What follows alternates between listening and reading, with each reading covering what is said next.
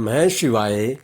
भक्तों, इस कथा को पूरा सुनने से आपको जीवन का संपूर्ण लाभ मिलेगा, इसीलिए इसको पूरा सुने। तुलसी द्वारा विष्णु जी को शाप। 41वां अध्याय, पंचम खंड, श्री रुद्र संहिता, शिव महापुराण। व्यास जी बोले, हे सनत कुमार जी, भगवान विष्णु ने पतिव्रता तुलसी को किस प्रकार अपने अधीन कर लिया, किस प्रकार पतिव्रता धर्म का पालन करने वाली देवी तुलसी एकाएक धर्म से विमुख होकर अधर्म का आचरण करने लगी, कृपया कर इस कथा को मुझे बताइए। व्यास जी के प्रश्न को सुनकर सनत कुमार जी बोले, हे महामुने, देवताओं के हित का सदा ध्यान रखने वाले भगवान विष्णु ने अपने आराध्य भगवान शिव की आज्ञा पाकर उनके द्वारा बताए गए कार्यों को पूर्ण करना अपना ध्येय माना। तब तुरंत वे ब्राह्मण का वेश धरकर शंखचूड़ से उसका कवच ले आए। तत्पश्चात वे अति शीघ्र दैत्यराज शंखचूड़ के नगर की ओर चल दिए। भगवान विष्णु ने दैत्येंद्र के नगर के समीप पहुंचने से पहले ही अपना रूप बदल लिया। उन्होंने शंखचूड़ का रूप धारण कर लिया। फिर वे देवी तुलसी के पास पहुंचे। अपने पति शंखचूड़ को सामने पाकर देवी तुलसी फूली नहीं समाई, वह उनके गले से लग गई। उसकी आंखों से अश्रुधारा बही जा रही थी। उसने अपने स्वामी को सिंहासन पर बैठाकर उनके चरणों को धोया और युद्ध का समाचार पूछा। शंखचूड़ का रूप धारण किए हुए भगवान विष्णु बोले, हे प्रिय, युद्ध के मध्य में ही ब्रह्मा जी ने मेरे और भगवान शिव के बीच संधि करा दी, इसलिए मैं वापस आ गया हूँ। भगवान शिव भी वापस कैलाश पर्वत पर चले गए हैं। यह कहकर उन्होंने देवी तुलसी की जिज्ञासा को शांत कर दिया। तत्पश्चात शंखचूड़ बने भगवान विष्णु तुलसी के साथ आनंद पूर्वक रमण करने लगे। परंतु झूठ की हांडी रोज नहीं चढ़ती। एक दिन देवी तुलसी को ज्ञात हुआ कि उसके साथ रमण करने वाला पुरुष उसका पति शंखचूड़ नहीं बल्कि कोई और है।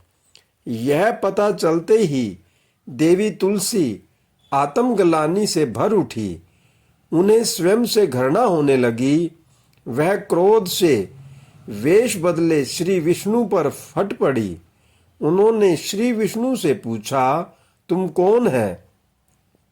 मुझे सच सच बता, क्यों तूने मुझ जैसी पतिव्रता स्त्री का पतिव्रत धर्म नष्ट कर दिया? मैं तुझे नहीं छोड़ूंगी।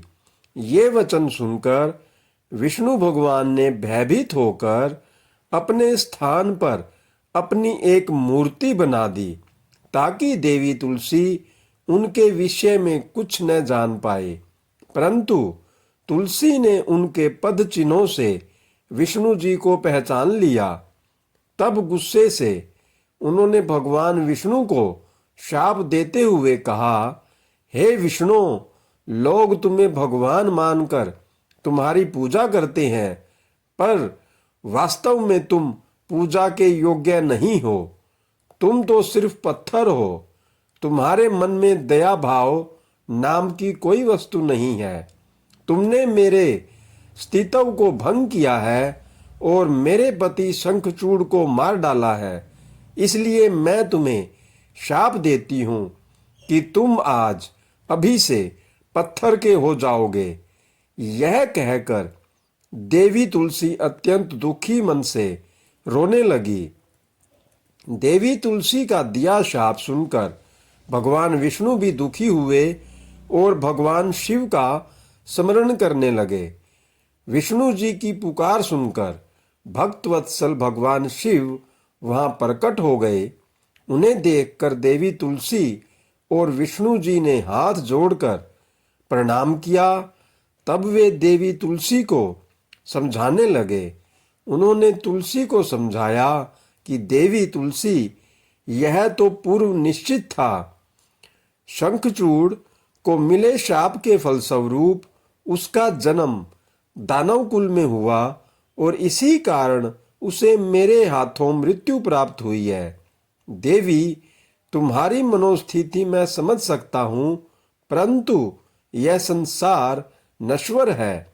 अतः तुम अपने द्वारा की गई तपस्या का फल लो और इस शरीर को त्याग दो। मेरे आशीर्वाद के फलस्वरूप तुम्हें दिव्य देह की प्राप्ति होगी। तुम्हारी श्री हरि में विशेष प्रीति होगी। इस शरीर को त्यागने के पश्चात जब तुम नया शरीर धारण करोगी तो तुम गंडकी नाम की नदी होगी और सभी के द्वारा पूजित होने के कारण प्रधान रूपा तुलसी के नाम से विख्यात होगी। चाहे स्वर्ग हो या पाताल या फिर पृथ्वी, तुम वनस्पतियों में श्रेष्ठ होगी तथा श्री हरि की विशेष कृपा सदा तुम पर रहेगी। तुमने जो श्री हरि को शाप दिया है वह भी अवश्य पूरा होगा। गंडकी के तट पर सदा भगवान विष्णु भी पाषाण के रूप में स्थित होंगे। तेज दांतों वाले अनेक कीड़े उस शिला को छेद छेद कर उसमें चक्कर बना देंगे। उस शिला को इस जगत में शालिग्राम के नाम से प्रसिद्धि मिलेगी। यह कहकर भगवान शिव अंतर्ध्यान हो गए। तत्पश्चात देवी तुलसी ने अपना शरीर त्याग दिया और गंडकी नदी बन गई। तब श्री विष्णु ने भी उस नदी के तट पर पाषाण के रूप में निवास किया। ओम नमः शिवाय। हर हर महादेव। जय भोलेनाथ। जय